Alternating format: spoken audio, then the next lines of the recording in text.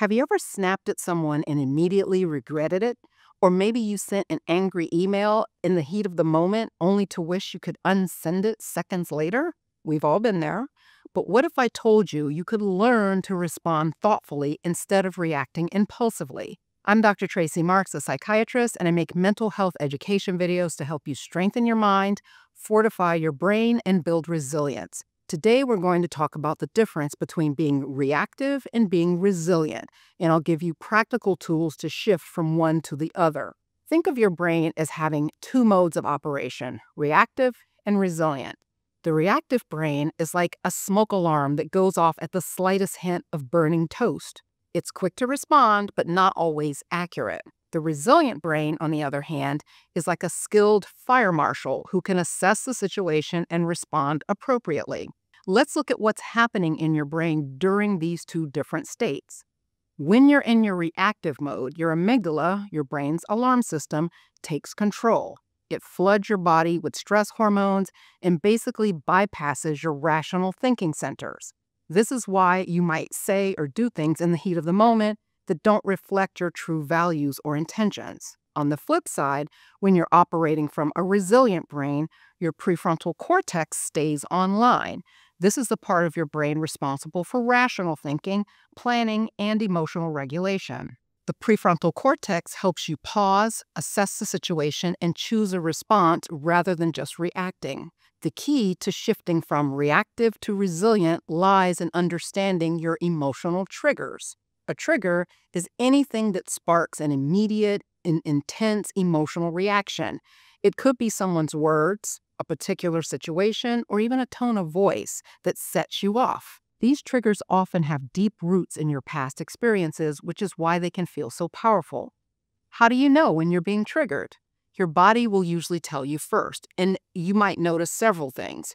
Your heart racing, your muscles tensing, your breathing getting shallower, a sensation of heat rising in your face, a knot in your stomach. These physical sensations often happen before you're consciously aware that you're getting upset. Learning to recognize these early warning signs gives you a chance to pause before you react. This is where the pause method comes in. It's a practical framework that can help you shift from reactive to resilient responses. Let me break it down for you. P stands for pause and notice. As soon as you recognize those physical signs of triggering, take a literal pause. This could be as simple as taking a deep breath or counting to 3. A is for acknowledge what's happening. Name the emotion. What are you feeling? Are you angry, hurt, scared? Just saying to yourself, I feel angry right now, can help create some distance between you and the emotion. U stands for understand your reaction. What about this situation is triggering you? Sometimes the real trigger isn't the current situation, but something from your past that it reminds you of. S is for select a response. Now that you've created some space between the trigger and your reaction, you can choose how to respond. What would your wisest self do in this situation? And E stands for engage mindfully. Take action based on your values and the outcome you want, not just your immediate emotional impulse. Let's look at an example of this. Imagine you're in a meeting and a colleague takes credit for your idea. Your reactive brain might immediately want to call them out in front of everyone. But using the pause method, it might look like this. P, you notice your face is getting hot or your jaw is clenching. A, you acknowledge, I'm feeling angry and disrespected right now. You understand this triggers old feelings of not feeling valued by other people. S, you select a response that's professional but assertive. E, you decide to address it privately with your colleague after the meeting. Now, implementing this method takes practice. You won't get it perfect every time, and that's okay. Start with situations that are just mildly triggering rather than trying to tackle your biggest emotional reactions right away. Here are some common pitfalls to watch out for, like things that you don't want to do, like trying to use this when you're already extremely triggered, or expecting to never feel reactive emotions, or beating yourself up when you don't respond perfectly.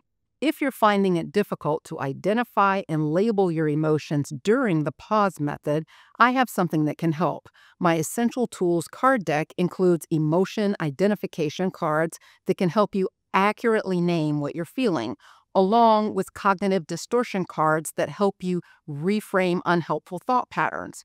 Sometimes when we're triggered, it's hard to think clearly about what we're feeling or how to shift perspectives.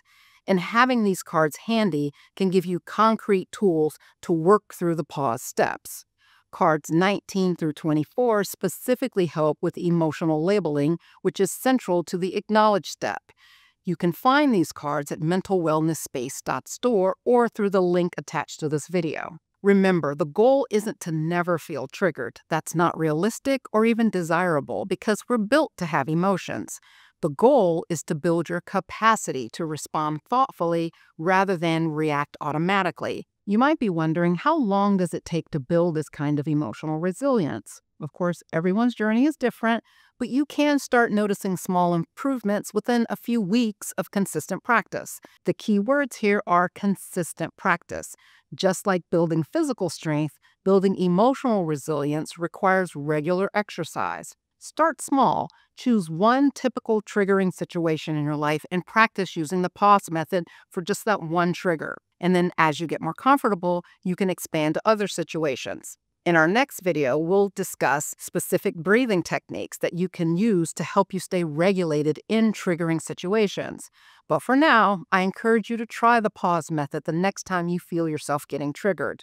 Every time you pause, instead of reacting immediately, you're building new neural pathways that support resilience.